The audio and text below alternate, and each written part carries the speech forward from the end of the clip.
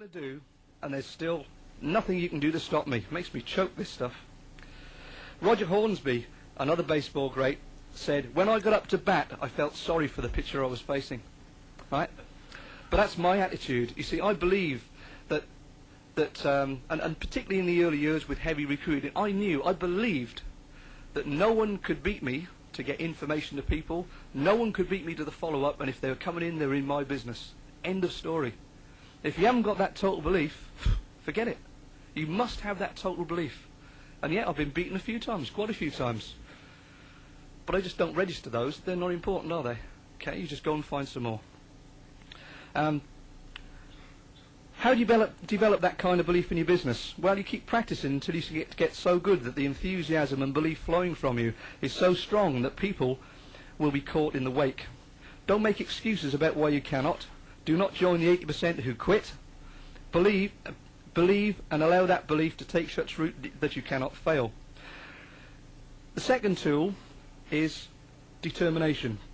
And nothing is so powerful as a group, as a person or a group of people determined to succeed. The kind of determination that creates a white-hot fire inside you, so that you can't sleep sometimes just thinking about and planning ways to succeed. Real success comes only from those who refuse to accept anything else. It was said in the 17th century that man is made so whenever anything fires his soul, impossibilities vanish. A third one's hard work. Remember, the only time money comes before work is in the dictionary. And a golfer said to Jack Nicklaus one day, I'd give anything if I could play golf like you. Jack, tired and half irritable, said, no, you wouldn't.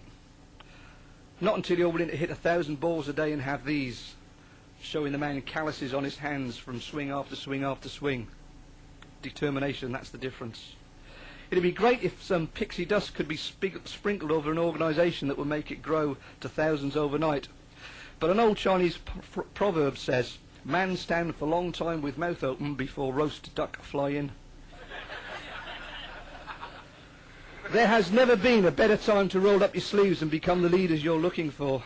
This company is in the best shape it's ever been and ready to make history, and we can all reap the rewards if we're willing to sacrifice now for later. What opens the door? Well, vision. Senior organisation already built. It's your imagination that will fashion your dreams. It's your decision to act on those dreams that will fashion the future.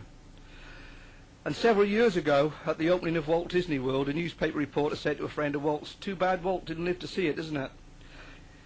To which he replied, he did, sir. That's why we're all here. What picture do you have of your business, your lifestyle? It can be whatever you decide it will be. And Emerson said, the ancestor of every action is a thought. Consider your thought, it becomes your action. Consider your action, it becomes your character. Consider your character, it becomes your destiny. You have what you think about, and it has been the same all along. So you need some commitment, you see. And you can really work only with the people that will work with you, that will work your system. There are people that say to me, well, you know, why didn't you work more closely with me? Why didn't you do this? Why did you? I said, well, because you don't work the same as I do. You've got your own sort of little subsystem and sub-meetings and what have you. Go off and do your... I can't work with these people. It's like a black hole that I can't enter. So I only tend to work with people that work the way I do. That's the only way you can do, to my mind. And this is your system: retail, meetings, goals, activity. That's your system in general, isn't it?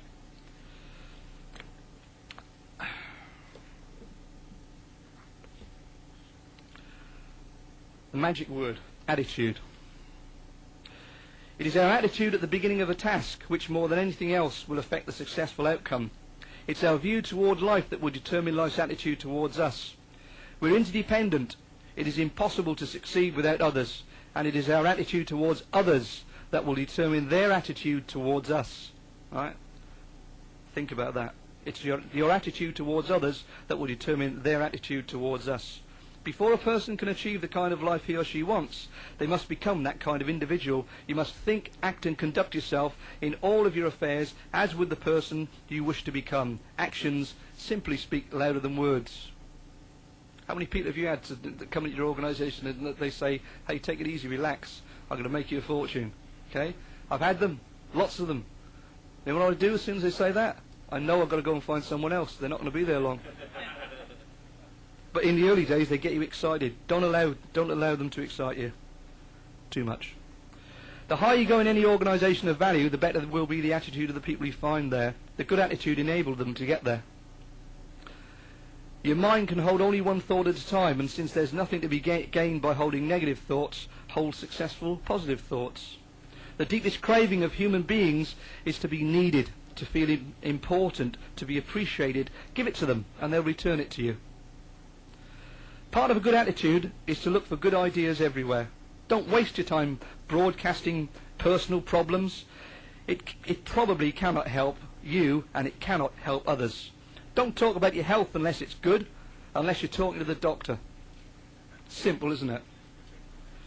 Radiate the attitude of well-being, of a person of confidence, of a person who knows where they're going. You'll find good things will start happening right away. For the next 30 days, treat everyone with whom you come in contact as the most important person on earth. If you do this for 30 days, you'll do it for the rest of your life. Success or failure in any undertaking is caused more by mental attitude than by mental capacity. Now, this quote below has been extracted from a book that says "Say Yes to Your Potential" by Skip Ross. Today is a treasure given to me in the same quantity of seconds, minutes and hours that it was given to other men. I am determined not to waste time in worrying about what might happen, but to invest my time in making things happen. I will not think of what could have happened if I were different. I'm not different. I will do with what I have. I will not say if I could find the time, because I will find the time for anything. If I want time, I have to make it. It's that simple. I will begin by doing and not wasting the precious time I have. I will seek to improve myself because I will be needed and I must not be found wanting. I will be needed and I must not be found wanting. Doing the necessary. Avoid the unnecessary. And I will live today as though it were my last day on earth. Don't expect me to find me waiting for tomorrow, because tomorrow never comes. So, activity, key factor. Plan it and execute it. Don't worry about making it perfect. An imperfect plan started today is far better than a perfect plan started tomorrow. Okay? Or next week, or next year. You have to create momentum in your business. We've already covered that. Have to create momentum, and there's a 3-month rule that you have to, or 90-day rule that you have to understand here. See, activity started today will not show the real results for 3 months down the line. 3 months, 90 days. The trick is not to stop and wait for it. You know, how many times have you seen people, they've been active for the last couple of weeks and the business has started to grow, or a couple of months, and they're the personnel coming in, and what they do, they take it easy. It's like watering a plant. They put water on it and they say, well, that'll do, it'll grow now. It just doesn't happen like that with this business. The trick is not to stop and wait.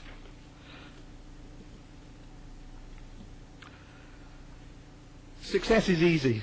I had to put that up because that's what my new M5 looks like, but it's blue. 0 to 60 in 5 seconds. £66,000 worth of motor car.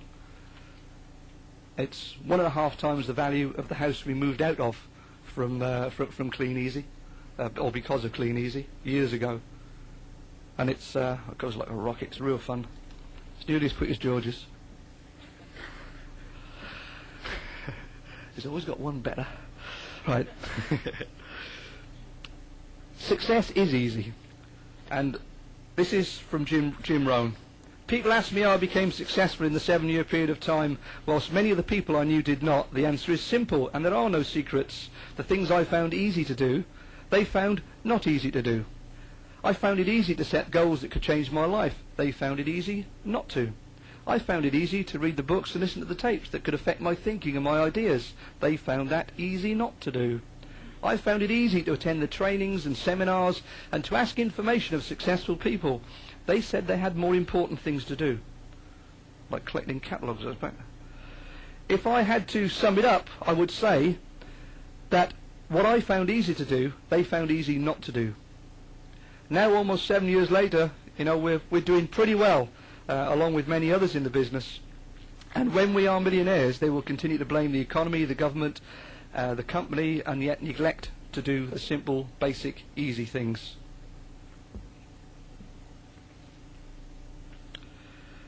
And one more quote from Jim Rohn. He says, quite simply, success leaves clues. Look at what's happening in your upline. If you like what you see, if the money's there, copy it. You've got to be the leader. You can pull a rope, but you can't push it. You have to drag your organisation along in the wake of your success, and they will follow. Okay? You can't wait for other people to make you successful. You must be successful despite anyone in your organisation. It really is as simple as that. You must be. And you're going to say, well, how can I be if the people in my organisation are not successful? Well, you just find more of the right people. It's as simple or as difficult as that. Depends on your viewpoint, doesn't it? To achieve that, you have to become the leader that you seek. You must have that vision of where you're going. If that's what you see for yourself in the future, you know, fishing, golfing, holidays on the Sea Goddess in the middle of the Caribbean, you know, if that's what you see, and you see your organisation there, and you work for it, and you become the leader you seek, you will no doubt achieve it. Very much. Good afternoon.